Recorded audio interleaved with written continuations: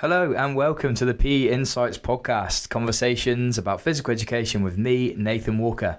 Thank you for joining me. You're very, very welcome. I hope you enjoyed today's episode as we delve into another insight around physical education.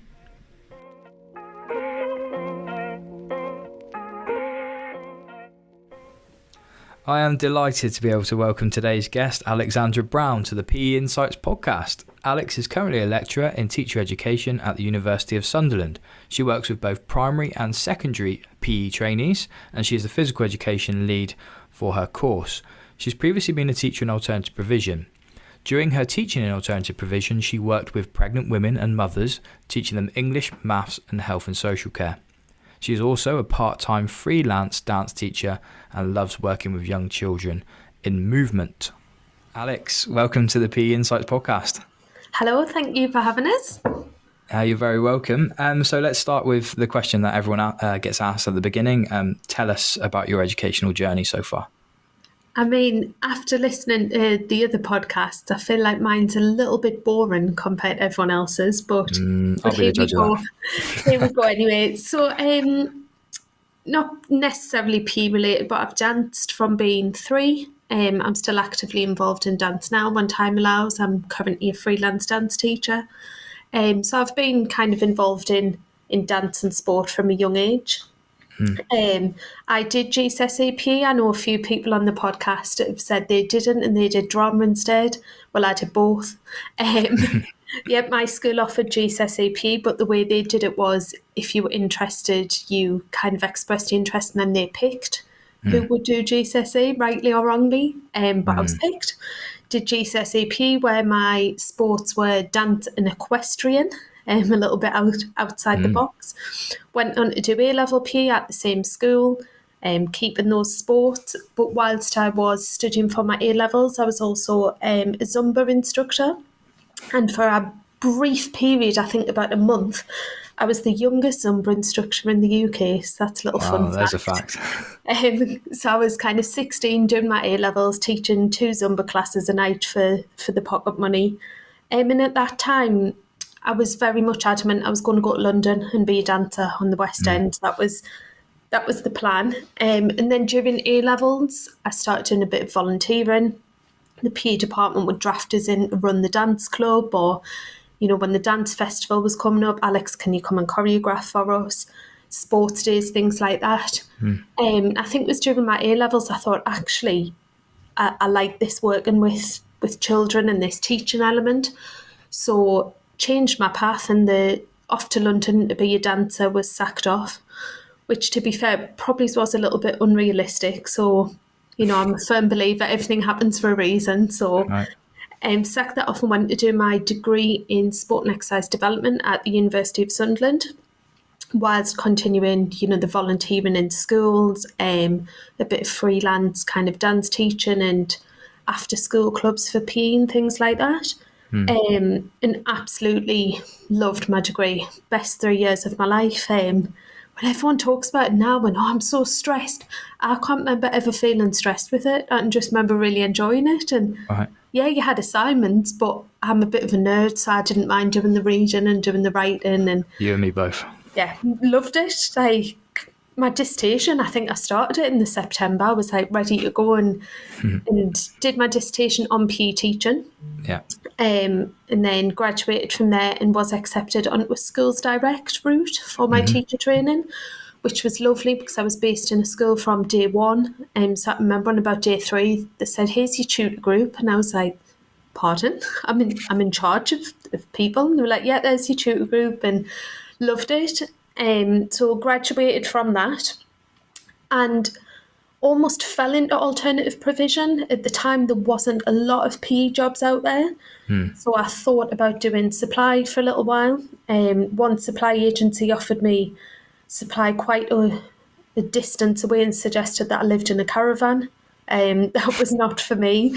Wow. So I fell into alternative provision and absolutely loved every second of it. So it was very unique.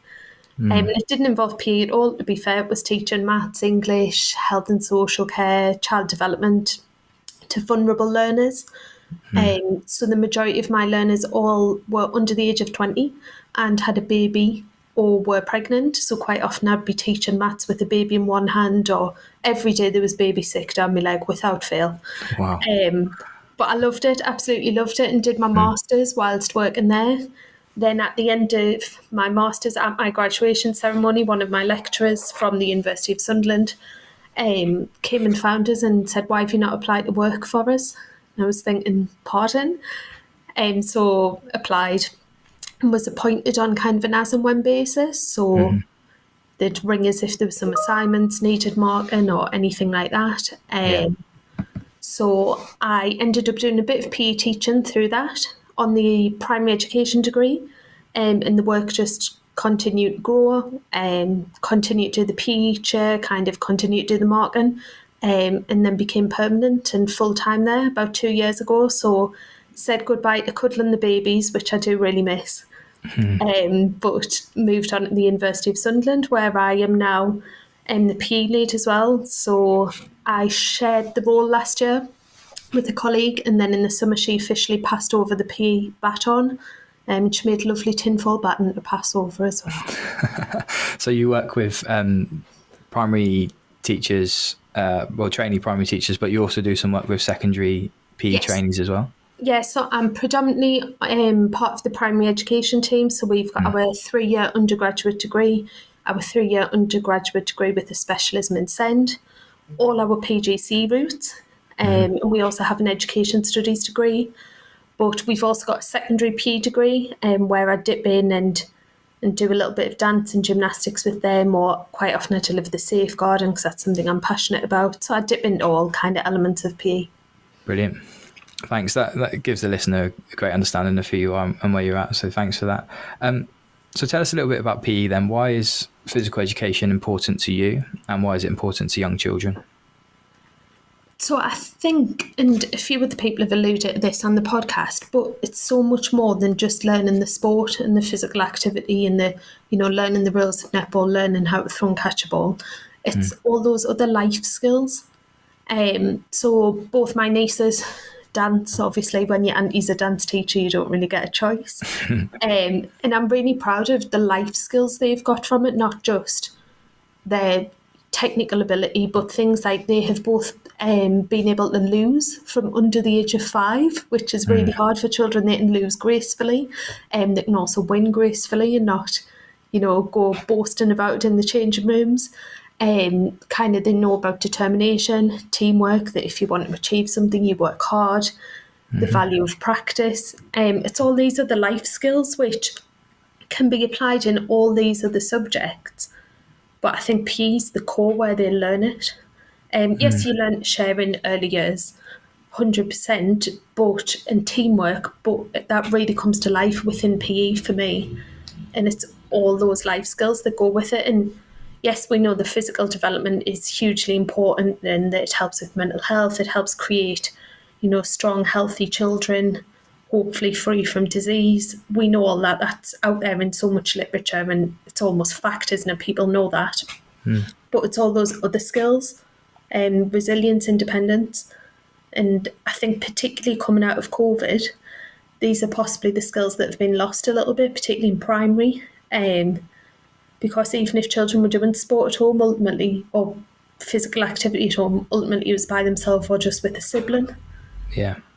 So I think particularly coming out of COVID, it's all those other skills, that resilience, that teamwork, that everything else, and that makes these lovely miniature humans who are nice people and can, work independently, work as a team, have that resilience, which enables them to move on to be successful adults. Amazing.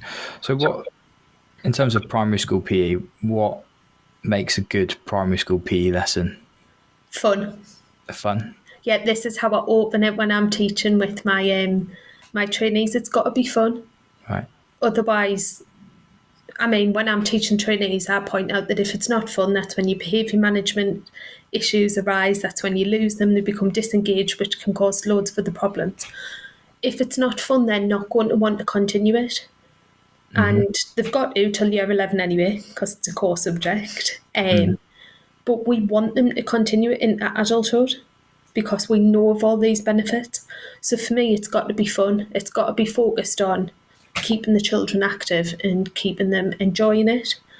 And what I'm finding more and more is, particularly when the trainees first come to me in year one, our trainees create a little action plan of how they're going to improve their subject knowledge.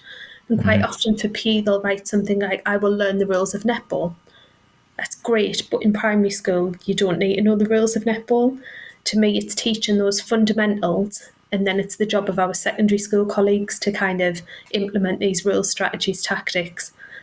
When I worked in secondary, I would much rather have children who could throw and catch, and then I can teach them the rules of netball, or I can teach them the rules of rounders, than a child who knows all the rules but can't actually engage in the game because they spend too long running and finding the ball, or particularly in kind of things like rounders. I can always remember year 7, you just spend the whole, or quite often a lot of the lesson is the children going and retrieving the ball. I would much rather have those year 7s come through who can throw and catch, and then I can put it into game situations and teach them those rules and tactics. So for me, primary school, developing those fundamentals, but with the key focus being fun. Okay. Are they enjoying it? Are they engaged? Yeah. Is there any examples you can think of that is like a really strong example of that happening in practice? So recently we've had some local primary schools came into the university, and my third years delivered a mini activity on kind of a carousel basis. And each activity, it wasn't netball, basketball, it was something fun. So for example, one of the games was called Shark Attack, and it was developing the fundamental of running. But if you said the children, right, we're going to practice running, that's quite boring. But because there was this element of shark attack and you had to be in the safe areas and adds that element of fun, they got loads more from the session than they would have if we said, we're teaching you running today. I mean, it did help that one trainee came dressed in an inflatable shark costume as well. I'm not going to lie, that did contribute. We had sharks and fishes. We had... there was a version of bench ball, but it wasn't called bench ball, and it had, you had to get from one island to the other island safely, and it's making it relatable to them. Children have got great imagination, so why do we not use that in PE other than in dance quite often? Let's use it in all sports. And how can you travel from one island to the other island? Can you jump? Can you hop? Can you skip? It's keeping them as children and using that imagination as well within your physical activity.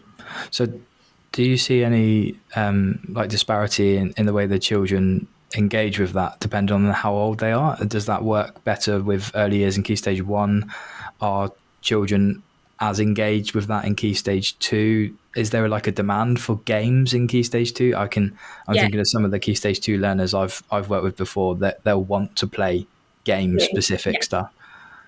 I talk to my trainees and I say one of your biggest challenges in PE is that adaptive teaching, because you'll have your child who does football outside of school or dance or swimming and is very athletic, very capable, and then you'll have your child at the other end of the scale who hasn't done sport or PE until they come to school. So it's trying to... The fear is if a lot of games are used in Key Stage 2, those children who cannot yet access the real strategies and tactics because they're still focusing on the fundamental skills of I just need to be able to catch the ball and pass it, then become disengaged. So for me, it's being clever with your groups and clever with which games you use. Games have absolutely got a place, and I'll go back to, I said, learning to win, learning to lose. Games that in competition have 100% got a place in PE, but possibly not those full-scale games of netball, those adapted. So instead of having to shoot, they've just got to bounce it in a hoop or whatever. So it's more accessible for the children. And I think Key Stage 1 like a game just as much as Key Stage 2. They're very competitive, the Key Stage 1 children we've got coming through. At the day I ran a couple of weeks ago, we had right the way from year 1 up to year 5, and they all took part in the same activities, just on a carousel. So it allowed the trainees to think about just adapting it a little bit, but they all engaged with it, whether it was game, whether it was individual, whether it was a mini competition. I think that comes from the delivery rather than the activity. Comes from who's delivering it and how passionate they are and how excited they are about it. Yeah, and I think a lot of those key messages move into Key Stage 3 and 4 PE as well. Absolutely. It's the same message adaptive teaching, making sure that you're trying to meet the needs of all learners as best as you can. But obviously there's a requirement for some form of competition at some point. Yes. But just finding the balance is probably Yeah. key. And that broad curriculum, I say over and over and over again to my trainees, if you look at the national curriculum, the only sport that is actually named is dance. And they've got to be able to perform simple dance patterns, I think it says. The rest, it gives examples of activities you might do, but it doesn't say which ones specifically you have to do. So it's having that broad curriculum. So perhaps if you've done, don't know, netball, basketball-y based in your first term, making sure it's something completely different in the second term. And then particularly in kind of your key stage 3, if they do the same sport in year 7, 8 and 9, it gets tedious for them. So I really encourage my trainees to think outside the box. I taught Zumba when I was in a secondary school. We did that as year 11 core PE and the girls loved it. They much preferred that to badminton. The school I was at did fit steps, which is similar. I've seen primary schools doing Quidditch, which is great. There's loads of new stuff out there now. So I do try and encourage my trainees to, step away from your traditional football, hockey, term of dance, term of athletics, and think outside the box a little bit more with it. And then a combination of all of the above Yeah. to meet the needs of the learners. If you think of it in terms of, I'm moving on to secondary now, but key stage 3, there's 6 half terms in a school year, and they do PE for all of key stage 3. So that's 18 opportunities where you could change which sport or which physical activity you're doing. And it might be that there's a child with a hidden talent in volleyball, say, and we don't know about that hidden talent until they try it in year 8, and then actually they're great and they go on to play for a club outside of school, and that opens up opportunities and doors for them. Yeah, I suppose the challenge is then the complexity, isn't it? I mean, if you teach, let's just say, maybe that, I don't want to use traditional, but an approach that's been used for PE before of 6 weeks of football in year 7 and then another 6 weeks in year 8 is the benefit of that is you can add to the complexity and the knowledge and the learning. But it could be quite restrictive on opportunities and different activities for learners. So maybe the focus is what's most important. And we know that the focus should be the priority and the activity is the vehicle. Yeah. It's just finding a right balance of engaging all learners, which is always the trickiest part, right? Absolutely, and I know the British weather can often play a huge part in what activities you can offer. Absolutely, I was speaking to India Shibal recently, who teaches in Geneva, and she was talking about how the student voice and what they want to do depends on the context they're in. She's taught in the Middle East and the UK, but a lot of her learners like individual sports, and because of what's available to them, they enjoy going out hiking, mountaineering, skiing, snowboarding. But wouldn't it be lovely to have those opportunities elsewhere? Lovely. I think we've got an outdoor ski slope not far from here, but it's not the best. It's one slope. Yeah.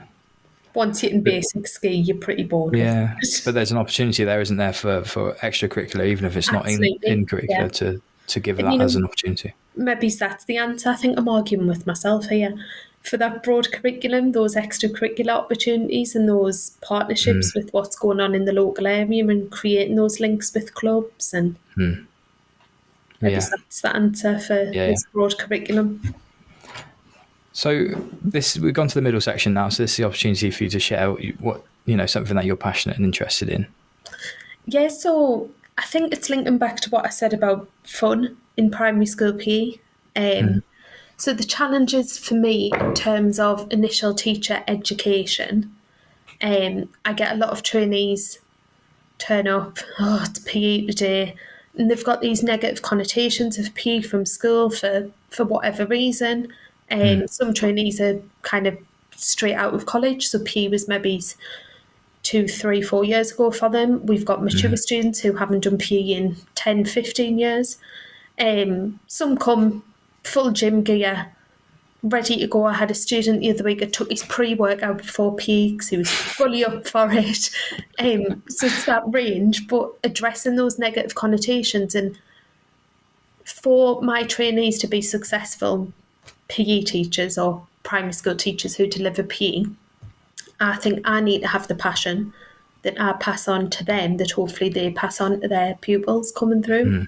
And it is, the first session that they get of PE is particularly hard, because a lot do have these negative connotations of PE from school. I quite often get asked, have I actually got to join in? Is it actually practical? Yes, it's practical. Yes, you've got to wear your trainers. No, I don't accept notes from mum saying you're excused. But I like to think by the time they leave us in third year that their opinion has changed. I've recently delivered their dance to CPD to the third years, and we had a great day. They absolutely loved it. They're ready to do a flash mob at graduation, apparently, of the dance they learned. And it's lovely to see that change in kind of attitudes, but that's a real challenge for, I'm not sure about other teacher educators, but me personally, a lot of negative connotations surrounding PE that I've got to address before I can then kind of look at pedagogical approaches and behaviour management and health and safety and all the rest of it. So how do you do that? Just jump on the back of that. How do you do that? How do you address those negative connotations? If someone's coming to you with a negative experience of physical education and they might have to teach as a subject in the future, what's your go-to to address that? So we place kind of a lot of importance on PE within our university. We explain kind of that, all the foundation subjects get equal coverage on our degree, but we explain a lot about the sport premium funding and how that shouldn't be used for kind of your external coaches just to come into you and have your PPA. They get PE every year, they have to attend. It's not like an optional. So we place importance on it from the outset so that hopefully they can see the benefit of it. And then in terms of in their practical sessions, I like them to revert back to being primary school children.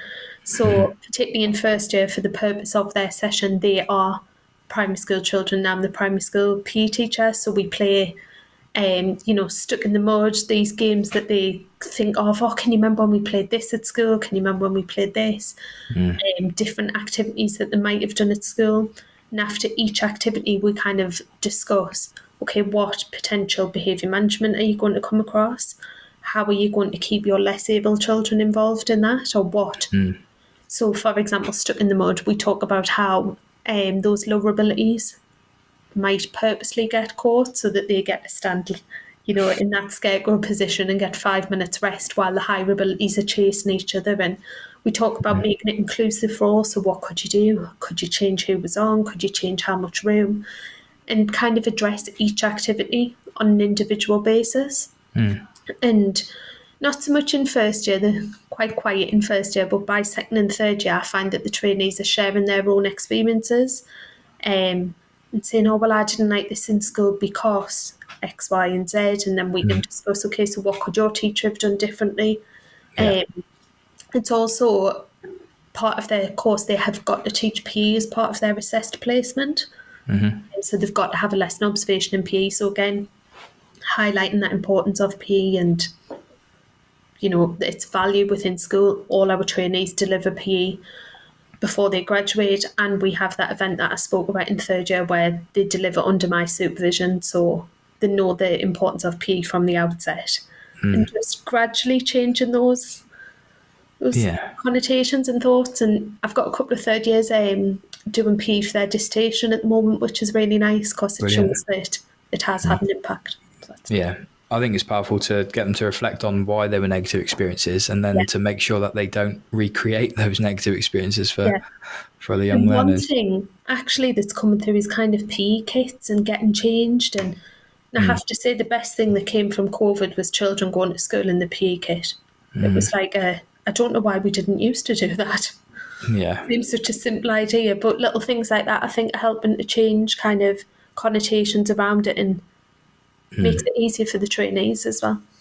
It's an interesting one. I've experienced very similar with some of our primary school trainees that have come to have their PE input from PE specialists at our university as well, and they'll often come without kit, and Yeah. you're seeing behaviours that have obviously almost been ingrained in them Yeah. for life from negative experiences. So it's quite a challenge. How would you? So if I'm a primary school PE teacher, Yeah. and I'm teaching primary school PE, and I've got a dance lesson, Yeah. where could I go? What could I do with them? Okay, so they get a full half day of dance CPD, our trainees, with Right. myself. And what I try to do in that is give them as many different ideas as possible for teaching dance. So they learn the infamous Aladdin dance with me. And I tell them they can use that choreography, they can pretend it's their own and look really good when they go into the placement school, they can change it, they can completely forget it and say it's rubbish, it's up to them, so that they could teach a dance very much teacher-led, children kind of copy. We do some movement-based activities as well rather than dance. So this year the trainees were spelling out supercalifragilisticexpialidocious, using the bodies to make the shapes, things like that. We also do an activity where I split the third years into groups, and each group creates me 2 counts of 8 to represent part of, and you pick a theme. So my theme's always the Olympics. So the first group does the opening ceremony. So they might do things like walk out and wave or kind of pretend to warm up. The second group tends to do your swimming events because they're always next at the Olympics. The next group, athletics. Final group, closing ceremony, or you can add in whatever else you need. And then we put it together to make one big Olympic routine. And I say that that's a really nice activity if you're not confident to teach dance, because as long as you're confident to count to 8 and to get groups to show their ideas and maybe give them a few ideas, then that works lovely. And each group then gets to teach the rest of the class their count of 8. So then by the end, you've got kind of 32 counts of an Olympic themed routine. And all you've had to do as the teacher really is count to 8 over and over again in time with the music. Yeah, that's amazing. And then there's, Go on. the sport education as well. Yeah, I was about to say. Spoke about on the podcast, you can use that as well, can't you? Quite nicely in dance. Yeah. So is that you've seen examples of sport education model being used well in dance? Yes, I've seen it when I've not so much recently because I'm very much in primary schools at the moment, but when I've been out in secondary schools previously. Again, perhaps where dance isn't the teacher's forte, so they've done it from a sport education kind of point of view and had, your warm-up coach, your music, etc., etc. Yeah, brilliant. So we're going on to the final section. What would you, obviously you work in teacher education, so you're working with trainees regularly. What are you saying to your trainees, and what would you encourage PE teachers to be doing every day, whether it's in their practice or in their general lives? So can I give 2 answers? A different one for trainees? Absolutely. So for my trainees, particularly with PE, I tell them to take a risk. And obviously not a risk in terms of your health and safety, and don't have the children make a human pyramid, but take a risk in terms of what you teach. So push yourself outside that comfort zone. One of our PGC trainees actually said last year, never did I think I'd be standing doing Alex's Aladdin dance, but it's pushed us out my comfort zone, and that's where I've developed the most. So I really encourage the trainees to take that risk, to teach something in PE that's a little bit outside the box, to whether it be Zumba, whether it be Quidditch, skipping, to think outside the box and do that while you're a trainee, because you've got your mentor there. So if for whatever reason it goes horribly wrong, you've got a member of staff there who's not going to let it go horribly wrong to the point where you've lost control. They're going to step in and support you. Right. Try it while you're a trainee. Refine your practice and reflect and try all these different things while you're training. You've got that safety net. Yeah. And then in terms of once they're qualified, I think it comes back to that fun. Make it fun. And if you're dreading teaching that PE lesson and not motivated, that's going to come through, and then the children aren't going to be motivated. And we all know that that's when your behaviour management, your health and safety, your arguing, your everything else comes in. So keep it fun, and again, think outside the box, keep up to date with what's going on. So I have just observed some tennis CPD and learned something new from it. And I think every time you do kind of that CPD, you do learn something new from it. I watched a colleague teaching fairly recently who I thought would just, I kind of knew what he was going to do. Yeah. But when I was watching, I was thinking, oh, I hadn't thought of that.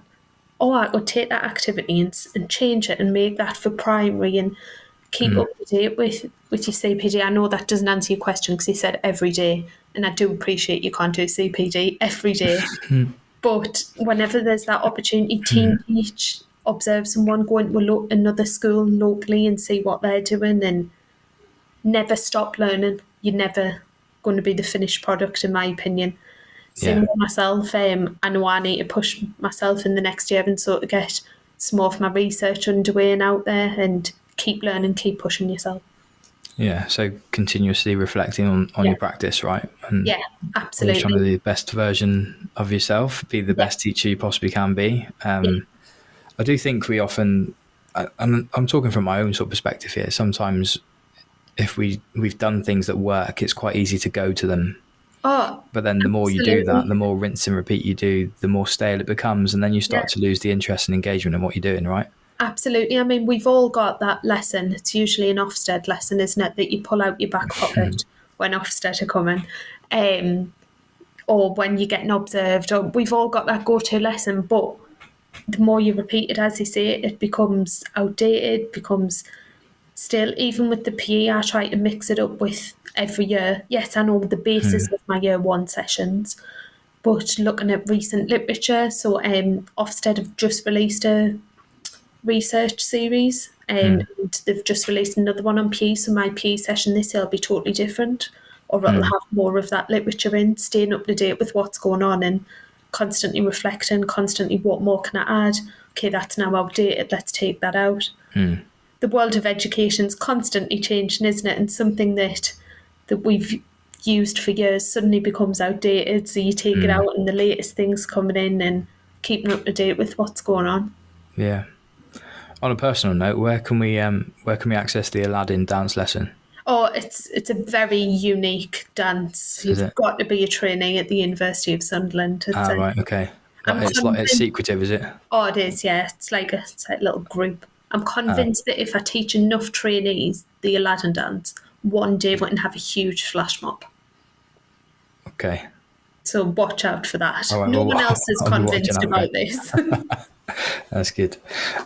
So if you could summarise your key takeaway points for the listener, what are your key messages that you'd like the listener to reflect on? PE is supposed to be fun.